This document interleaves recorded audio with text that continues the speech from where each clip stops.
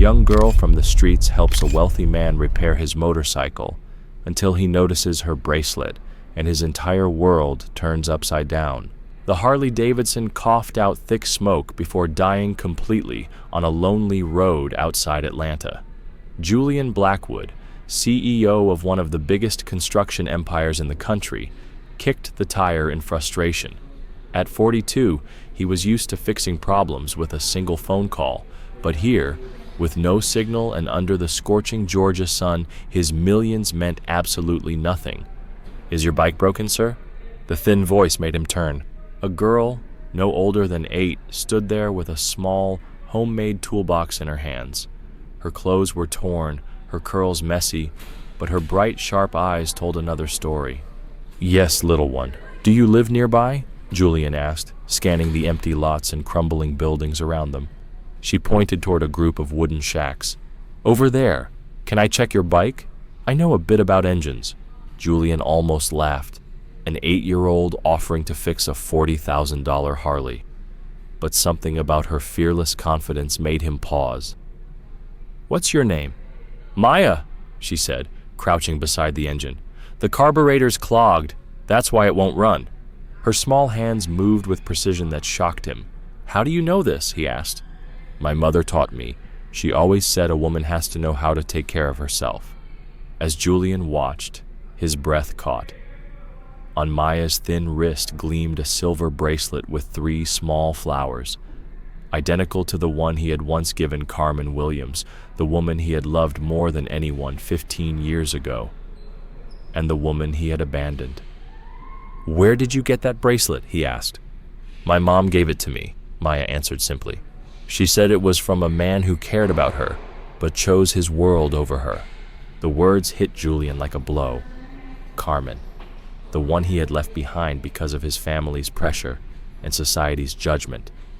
And now, this child. His child. "What was your mother's name?" "Carmen Williams. She died 2 years ago. Pneumonia." Maya kept working, unaware of the storm raging inside him.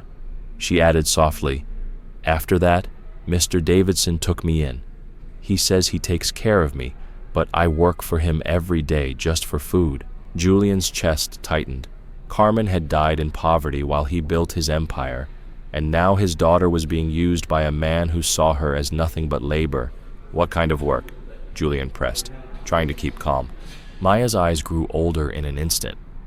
"Things kids shouldn't have to do, but if I don't, he says he'll throw me out."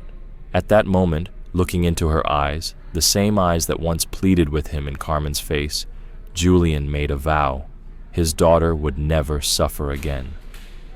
What Maya didn't know was that the man before her wasn't just any millionaire. He was someone haunted for 15 years by the greatest mistake of his life, and now he was ready to correct it, no matter the cost.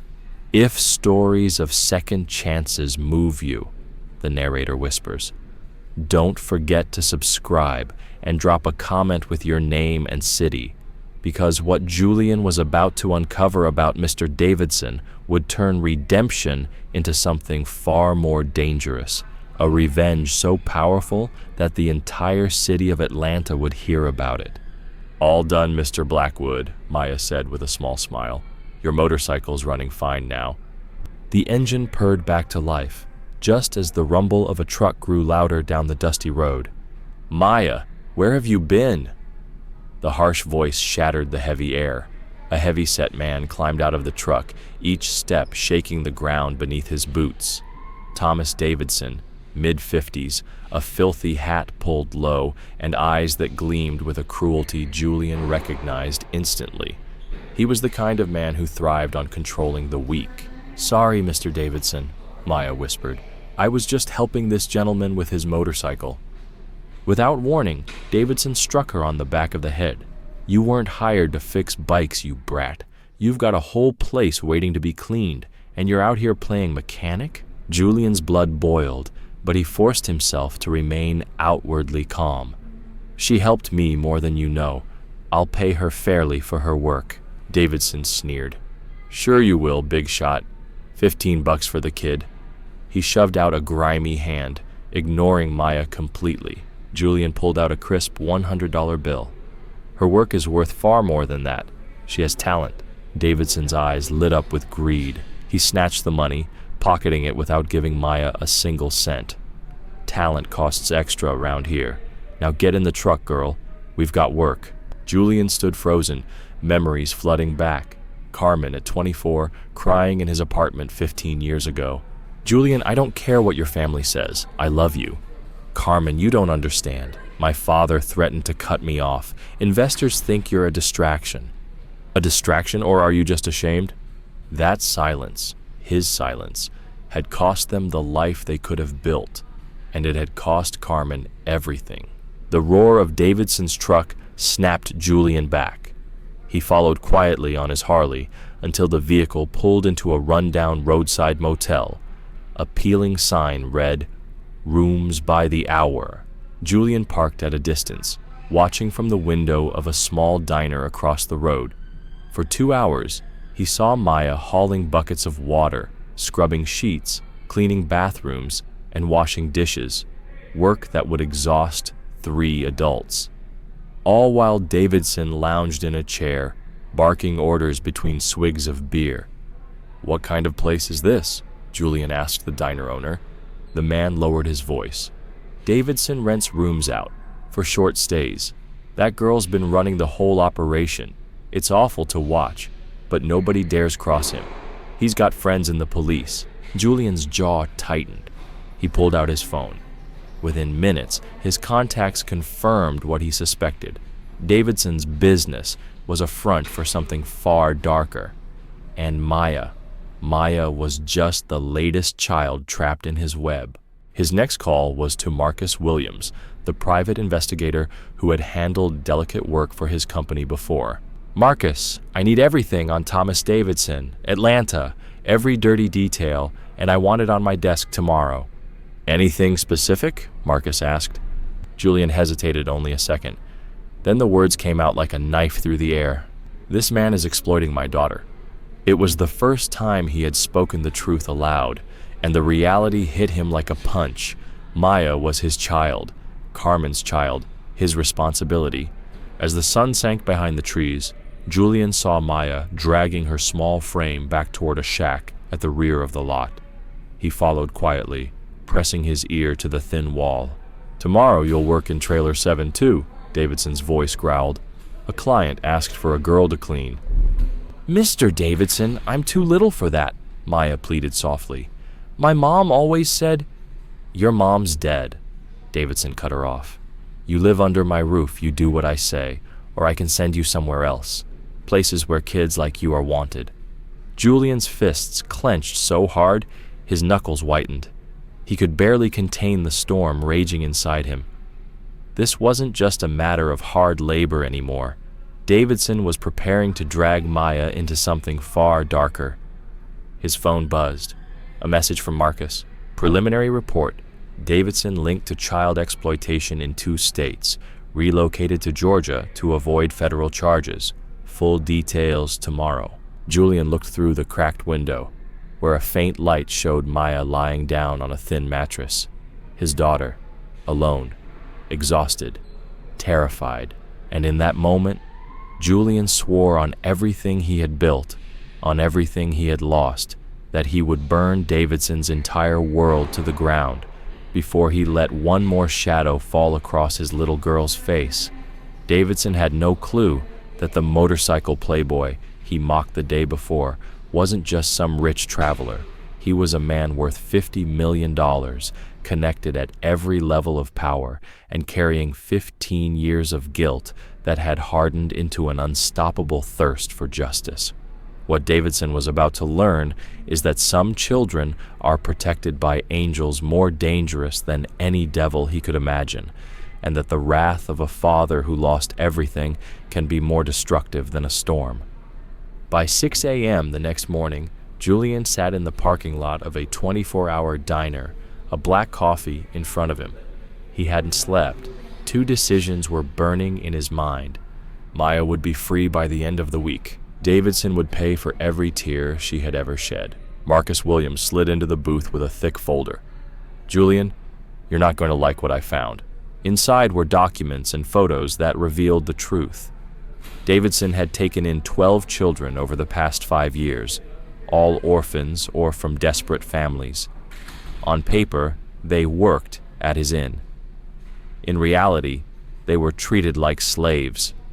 Medical records showed multiple kids had been hospitalized with suspicious injuries. "And he's protected," Marcus added, pointing at a photo of Davidson barbecuing with Sheriff Jake Morrison. 10 grand a month buys silence from the local police, and worse, he's expanding. Just bought land in the next county. Julian flipped through the file with the cold precision of a man signing billion-dollar contracts. "Marcus, here's what you'll do. 1. Hire the best investigators in Atlanta to document everything. 2. I want a list of Davidson's regular clients. 3. Arrange me a meeting with Federal Prosecutor Jessica Chen by Thursday. Chen doesn't usually meet with civilians. Tell her Julian Blackwood has information on a trafficking ring that could blow open a federal case. And Marcus, tell her this is personal." While Marcus made the calls, Julian headed straight to Davidson's inn. This time, he wasn't hiding. He parked his Harley at the front door, walked in like he owned the place, and found Davidson behind the reception desk, flipping through a trashy magazine. "I'd like to talk about the girl who fixed my motorcycle yesterday," Julian said flatly. Davidson smirked. "Ah, the millionaire on 2 wheels. Impressed by the kid? She's good, but she's not for sale." Julian slid a sleek business card across the counter. "Julian Blackwood, CEO, Blackwood Construction. Net worth $50 million. I'm interested in a business arrangement. I have several properties that need upkeep. I could use her help on a regular basis." Davidson's eyes widened.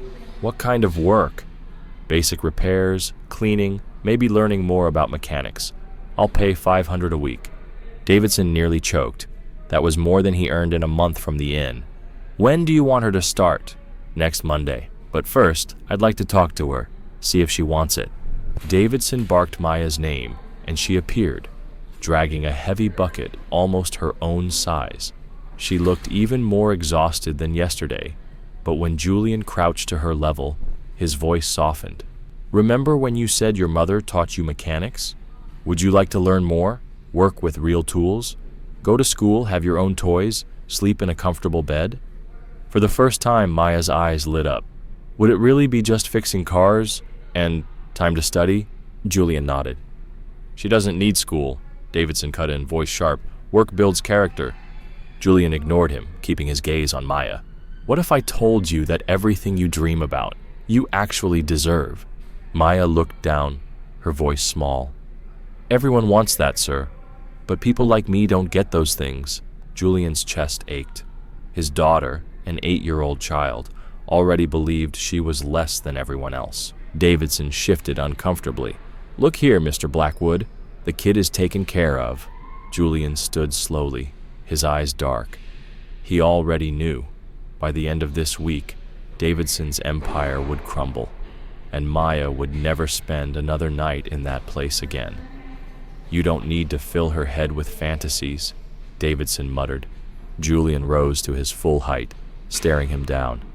"Of course, I was only checking if she'd make a good employee."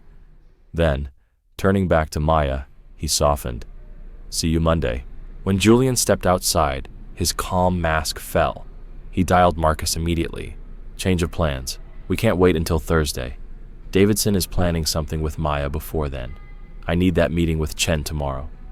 "I've got better news," Marcus replied. "Prosecutor Chen is already on Davidson. Someone reported him months ago, but they didn't have enough evidence. With what you've gathered, she can move fast." Julian exhaled slowly.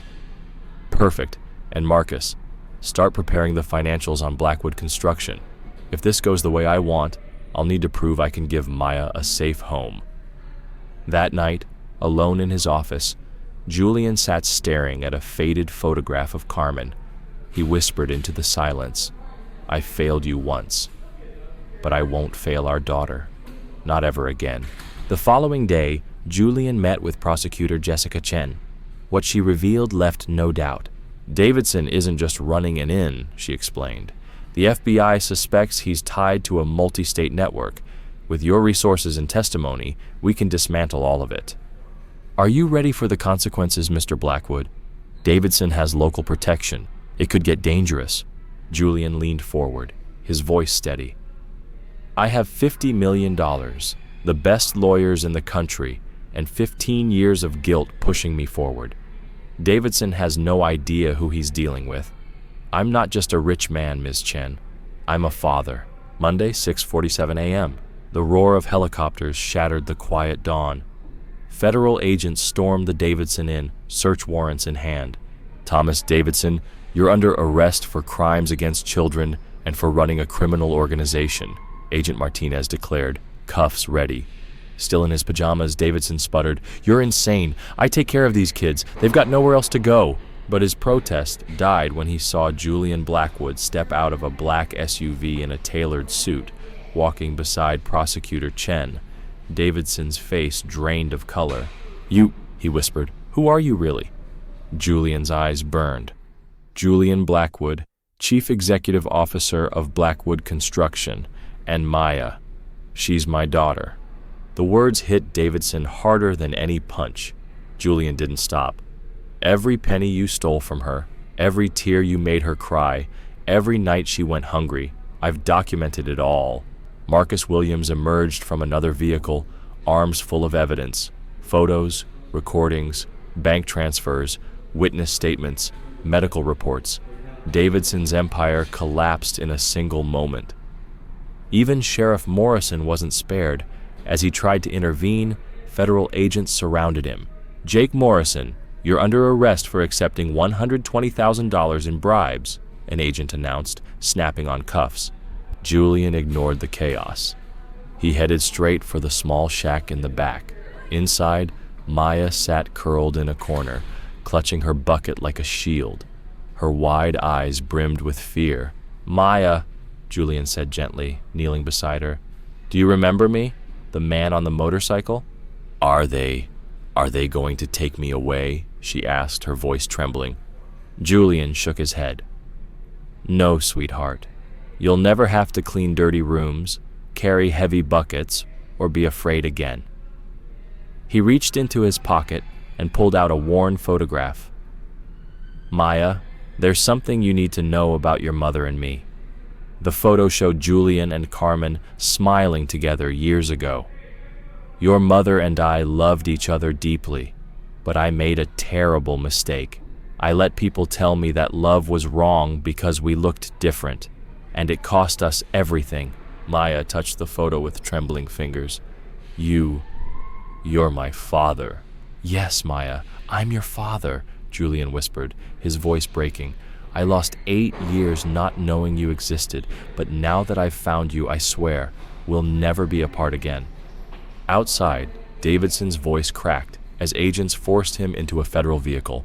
This is persecution. That man used money to frame me. I took care of those kids. Prosecutor Chen stepped forward, holding a tablet. Really? Would you like to explain these messages we pulled from your phone? The new merchandise will be ready Thursday. The client pays extra for being underage. Davidson lunged for the device, but his cuffed hands made it useless. This isn't what it looks like. And what about this $50,000 transfer from a known predator in Miami? Chen pressed. Or the 12 anonymous reports of screams heard from your rooms at night? Every word shredded the last of Davidson's lies. Cameras rolled outside. The journalists Julian had quietly tipped off were already broadcasting live. The entire city was watching. Julian emerged from the back, carrying Maya in his arms. For the first time, she smiled, safe, no longer afraid. Agents, did you find more? He asked. Mr. Blackwood, one replied, your statement and evidence sealed this case. Davidson will face 23 federal charges. He's looking at 40 years, no parole. Sheriff Morrison, his career in ruins, snarled at Davidson. You fool! You picked the wrong man to cross. He owns half of Atlanta. Davidson's face drained of color. Only then did he realize the truth. He hadn't just abused any child. He had targeted the daughter of one of the most powerful men in the region. Please, Davidson begged, shaking as they shoved him inside the car. "I didn't know who she was. If I had known," Julian's voice cut through like a blade. "That's your mistake, Davidson. You should never do this to any child. But since you did it to my daughter, your punishment will be far worse."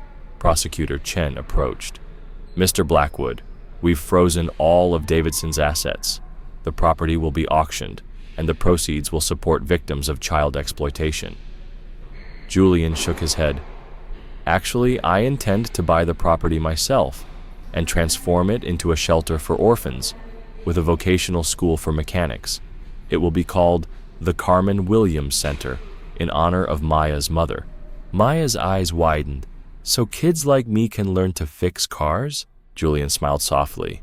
"Exactly, and you'll be my first assistant instructor." As the black cars disappeared into the horizon, carrying Davidson and Morrison toward decades of prison walls, Julian lifted Maya onto his Harley. But this time, she wasn't climbing up as a frightened child chained to labor. She was riding as the daughter of a man who had just shown the world that a father's love, fueled by limitless resources and unshakable resolve, is the deadliest weapon any predator will ever face. Davidson had spent years exploiting Maya, never realizing that each tear he caused her was writing his own downfall. Now, as steel bars closed around him, he finally understood some guardian angels don't descend from heaven. They rise from the boardrooms of empires, and their vengeance is as relentless as their love is unconditional. 2 years after the federal operation that brought down Thomas Davidson, the old Davidson Inn no longer existed. In its place stood the Carmen Williams Shelter, a shining institution with bright dormitories, modern classrooms, and a mechanics workshop that had become a model for the entire state of Georgia. Maya, now 10, walked confidently through the halls in a blue jumpsuit with her name embroidered on it. She carried a small toolbox crafted just for her hands. As the program's youngest assistant instructor, she now taught other orphan children the secrets of engines. "Remember," Maya said to 6 children gathered around an old motor, "an engine doesn't start by magic. You have to respect every part.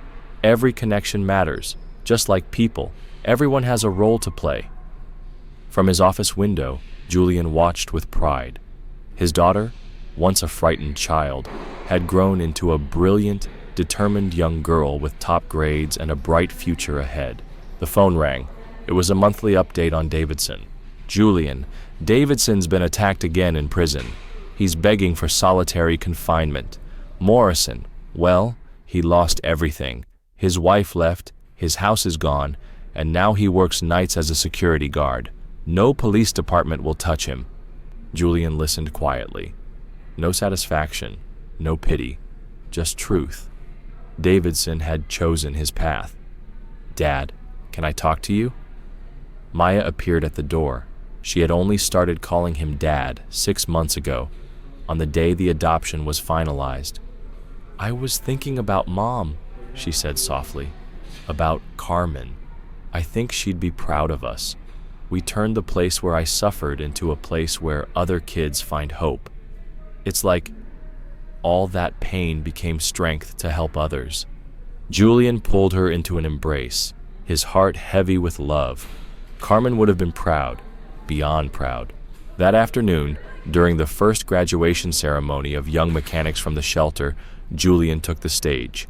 Before him sat 20 families who had adopted children through the program, children who now had futures. 2 years ago, Julian began, a man discovered that his greatest treasure was hidden inside his greatest mistake. He realized that true revenge isn't destroying those who hurt us.